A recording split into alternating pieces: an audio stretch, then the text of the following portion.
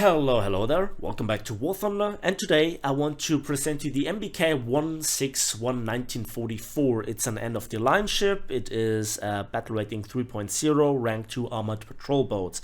River patrol boat, I think, and I made a similar video already about the premium MBK PR-186 MK-85. In its core, they are similar, yet they are not the same. So I think this actually is a bit better suited for staying in the fight for longer. Not just only does it have thicker armor, but also it has more guns. While the main armament, two 76mm F-34 cannons, are lower caliber, they still have enough alpha strike to blacken the compartment of an enemy patrol boat with one hit, and from a bigger ship surely with two shots. But it has nearly double the amount of ammunition than the 85mm on the PR-186. Furthermore, the armament is complemented by 45mm, of which you have two single shots, but they are very good at still engaging enemies at long range, next to AP for shooting down big bombers, which is kind of surprisingly effective with a good crew. You also have a 37mm 70K cannon that only relies on HE, so with the 45 you also can shoot AP, and you have two single 12.7mm. What is weird about the armor layout is that it is thicker than the PR-186, yet you don't have quite as much of survivability when it comes to getting shot, namely because the ammo racks are outside of the protected citadel, which is a bit weird, but still staying at long range, angling and picking the most dangerous enemies apart is quite effective. Now I have to show you here my KD. I'm not really somebody that really brags on about his KD, but for me that just shows how much aircraft are coming after you, and while 78 kills for 10 deaths is impressive, it could be massively more if there wouldn't be your pesky teammates actually stealing a lot of kills. So that's a bit of a problem with the alpha strike concept for patrol boats, that you can't quite finish the enemies fast enough. Yes, you can do massive damage to them, and yes, you still can ammo rack them and one-shot them, but in this respect the MK-85 is just a touch better. But overall there is nothing wrong with this ship except for its balance reasons. So I hope you enjoyed the upcoming gameplay. I thoroughly did, and I'm very much looking forward to your comments. And this ship is really worth going for. This is one hell of a talisman candidate. So this gameplay was quite successful with its result, and I think it is fairly obvious how I did it. I went into the middle, not in the middle of the capture zone of A, but more into the region between A and B. Now what you're about to see is just simply how War Thunder ships plays out, and I heavily criticize actually the map design for that. So that you're actually already spawn camping if you are within the objective or like in the middle of the map. I think this should change. Now, the ship has many advantages. One of the disadvantages is the rather slow speed of when you're stuck 20 kilometers per hour and when you're upgraded 25 kilometers per hour. That is not very quick. Furthermore, the map that we are currently on is rather big. At least the PT boat area, and has many options to hide yourself. All the shipwrecks. I love this this harbor map design, and I think, you know, the shipwrecks and many opportunities are really looking great. You can actually play a little bit more around it, much more than on the normal islands, or rather non-existing islands that you see on some other maps, for instance Norway, where you actually shoot right into the spawn when you spawn, so that's a bit crazy. The ship in this sense is very well fitted, as I said, because it has this armor, and while there are many opponents that can one-shot you when they have armor piercing from guns from 76mm and up, not a lot of people seem to play them. Funnily enough, those ships are not very popular despite being relatively straightforward to play, very easy to get kills with, and to survive where armor matters. Maybe people don't really believe in, and maybe not as many Russian people are playing the ships. Who knows? I for myself absolutely enjoy them, to be able to stay in the fight for quite some time, attract the enemy fire, and be in this respect a team player is something that I like. Furthermore, I have to say the ship looks actually pretty cool.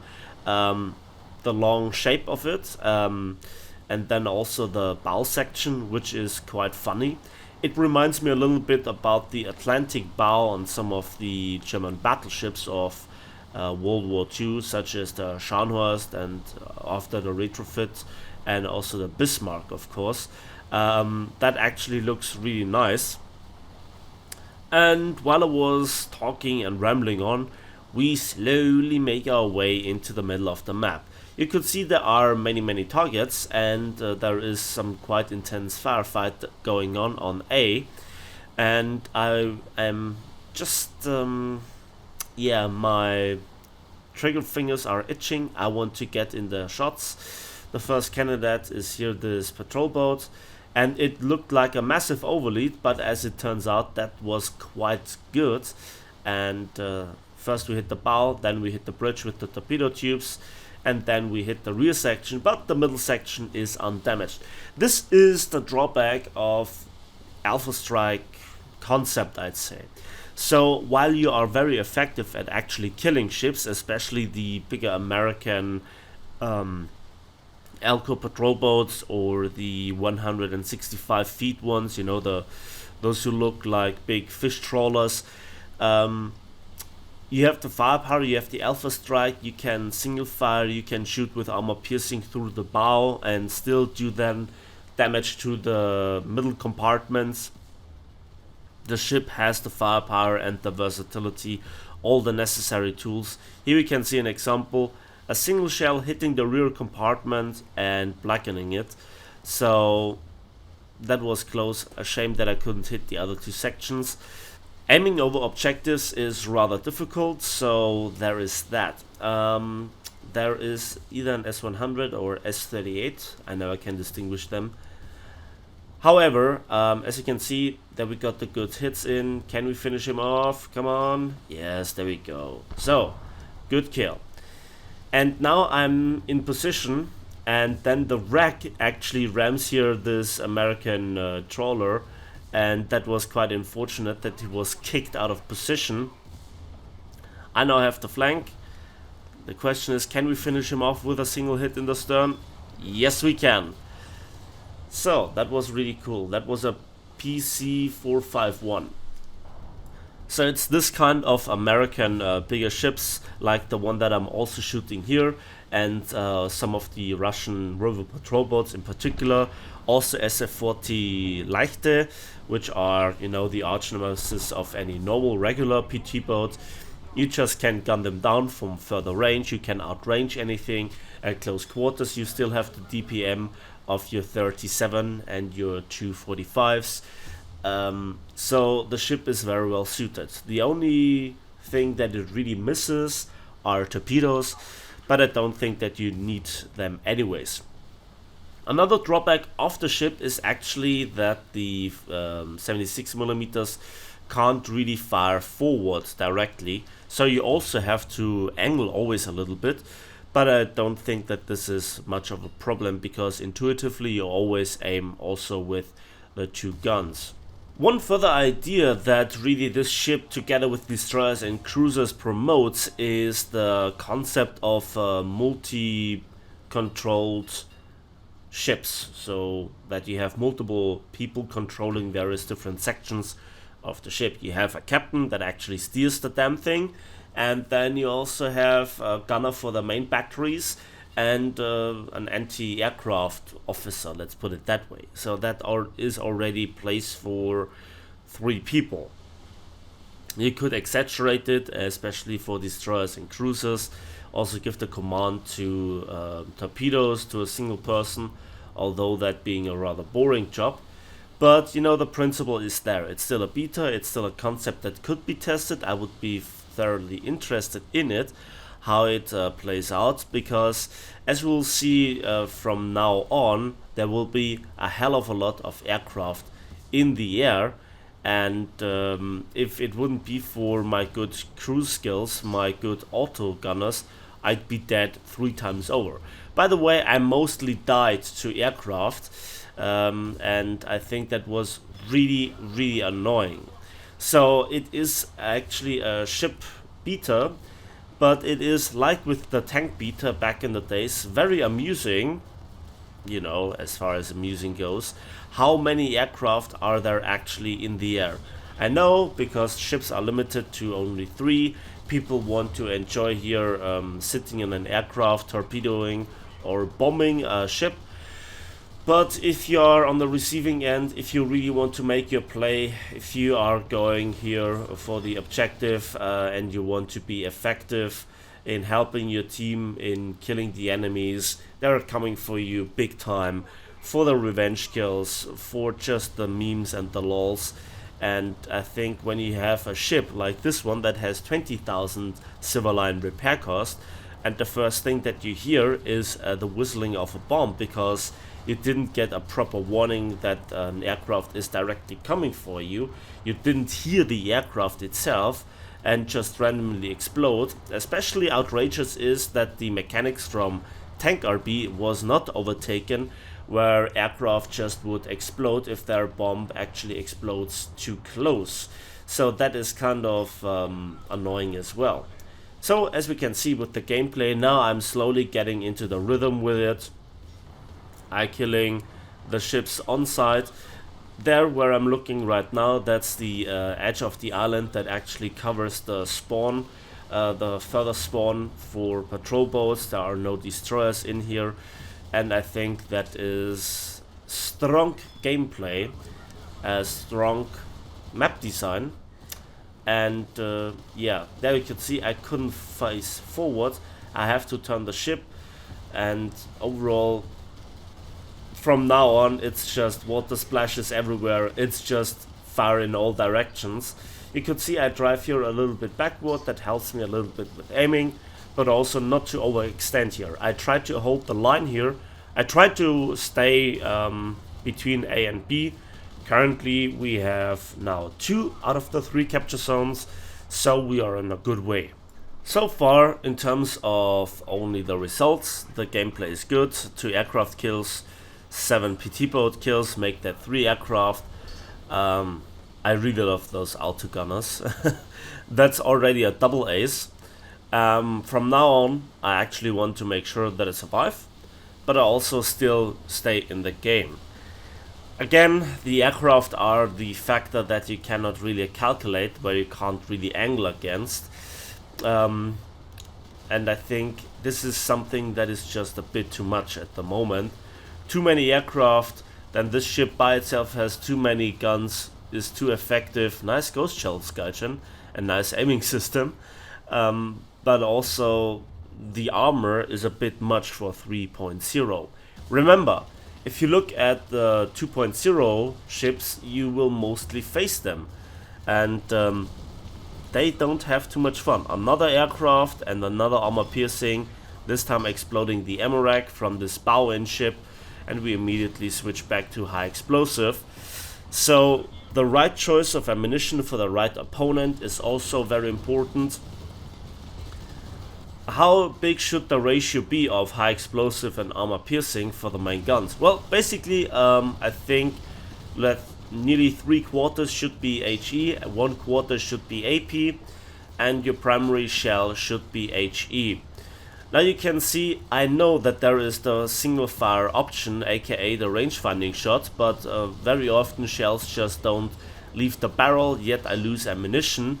And the 76mm, they, while mostly being good enough against patrol boats versus a single section, I think the 85s are just a bit better at doing that job with single firing. Also, you have to pay more attention to the amount of ammunition, which in this case I don't have, because I nearly have twice as much when you go directly into the comparison to the MBK and also the PR186 variant of it with the 85, the premium that I made already a video about it. And we got another kill. So you can see I'm just moving slightly forwards and backwards here on the same spot, and this is what this ship is very good at. Firing ghost shells, apparently, and also just picking the enemies apart one by one at range. This guy is actually doing a wonderful job at doing evasive maneuvers. I tried to finish here this guy off, but the ghost shells are just a bit annoying. I don't know if it is the ping or the packet loss or a game mechanic, but ultimately I switch here for this special case to armor piercing.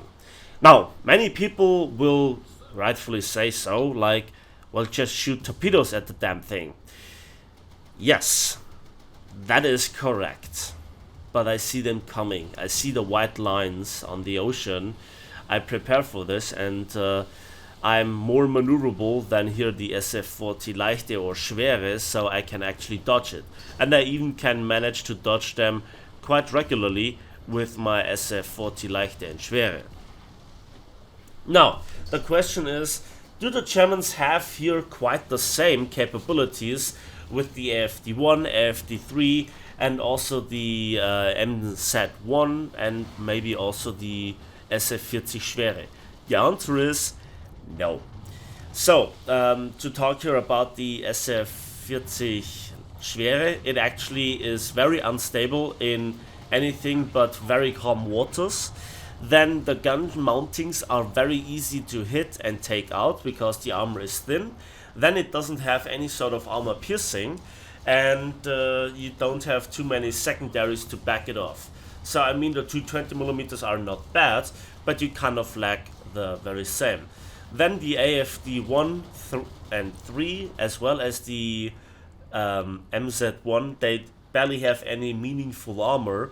They have bad firing arcs. They are just very lethal versions, very dialed versions of this ship, especially with the MZ-1, which is not particularly fast. I don't know why that has a battle rating of 3.7, and this with significantly better armor and also very good armament sits at 0.7 battle rating slower. It makes no sense. The armored citadel is the key to this ship's survival. As you could see with the KD, as you could see with the win ratio, and overall also the amount of planes that are shot down, it is very effective. I just could only dream to get the same in anything like the German counterparts. Other German counterparts than really bad, well, I absolutely despise the AFD-1 and the AFD-3. The MZ-1 is a bit better, but it absolutely lacks any sort of armor, and in the long run, in the close confines of the fighting areas, that means ultimately your death, because you can get even destroyed by 20mm. Before you can strike them down, you take significant damage. This one is mostly immune to 20mm, and you kind of really feel this. Now, I showed you this battle because it was from start to finish. It was on a more open map. I just showed you the gameplay. Now I actually want to go to B because it was captured by the enemy. Another aircraft kill. And the funny thing about it is that we have now a massive points lead, and how it plays out, it actually plays in my favor. In theory, I just could now shoot more enemies. I just could now shoot and kill more of them, because now the battle lasts longer, which is in my interest in this case. One big problem is that there are not that many enemies left. So that is now where the other drawback comes in, the slow speed. The MBK PR122A is not that much faster either. So that is posing a bit of a threat for our overall win. I have to say, from a graphical standpoint, this game looks absolutely fantastic. They have done a very good job. But in terms of balance, it's kind of the usual story, and so I hope this gets still addressed. We need a massive decompression we need a massive kind of adjustment of battle ratings, because I think if either we keep the meta, then the ship's battle ratings must change, or if we want to keep the battle ratings the way that they are at the moment, the meta must offer more possibilities. Especially if you're in a regular, fast, quick, maneuverable PT boat, there must be a bit more purpose than just only being gun food. So a lot of the people on our team are already in the status of relaxing. That BF-109, instead of climbing to altitude, trying to intercept here some high-flying bombers, is doing more spectacular flying than actually being useful, and he cannot really land on B either. Funnily enough, this is one of the cases where previous planes that were rather useless actually got now a purpose. Funnily enough, that resulted in the Americans getting back the Kingfishers, the OS-2U-1 and 3, and also the Catalinas. You see them from time to time because they can land on water. Funnily enough, the only German plane that can do this is the Heinkel 51B2H, which is also having those floaty pontons, where it can land near a capture zone and actually capture it. Very interesting for the far cap, and that was also a reward, much like the mighty MBR-2M34 for the Russians. They also have only a premium Catalina. The British, as far as I can tell, well, they have the Sunderlands, but those are massive 4-engine bombers, and also a premium Catalina. I'm very interested in the for the Japanese, because they have the very mighty F1M2, also a hydroplane, biplane, and then also the H6K, H8K, so they have some of those as well. The only two nations in that sense that don't have any hydroplane are the Italians and also here the French, but I'm quite sure in the depths of the library you will find one or two designs that you can introduce, because I think that is a mighty concept. So one of our faster ships actually managed to sneak into B and decapture it. One big threat was always that here the enemies managed to go to A and then I'm too far away. So in terms of armor, in terms of firefight intensity, this was a not so intense battle. However, it worked out for me quite well. But the funny thing is, I might do another video about this, because I have crazy footage. I really have some insane battles, but I think after nearly, 23 minutes of pure gameplay and staying in the hangar for talking about it, I think one battle is enough. People are already complaining massively how long and boring my videos are. So at least I can end it here with a good result, and especially with the Survivor medal. Again, I have to actually point out how many assists you get this for the amount of kills you get. So let's have a good look at the results, and there we go, impressive. So if you look at the Silver Lion gain, 7 aircraft kills are as much worth as 11 naval targets destroyed. Furthermore, I have 9 assists, and with overall the amount of hits and battle activity of 95%, I got 123,000 silver lines just with the premium account with a silver ship, so to say, or a tech tree ship. Many awards without a silver line or RP booster, and not only did we get 9,200 modification research points, but also 12,000 vehicle research points. That actually unlocked me the PR 1204 late and 4,463 score points, together with 18,722 ship damage, is quite impressive. That ship damage alone is more than the next 3 on my team combined, so that was quite an intense result. Now, let me know in the comment section if you are interested in those river patrol boats from the Russians, if they are boring, if they are effective, do you play them, do you play against them, what do you think about it? Let me know in the comment section. That's it for me today, so thanks for watching, thanks for listening, please give this video a like if you did, subscribe if you want to see more, and we'll see each other on the waves of War Thunder.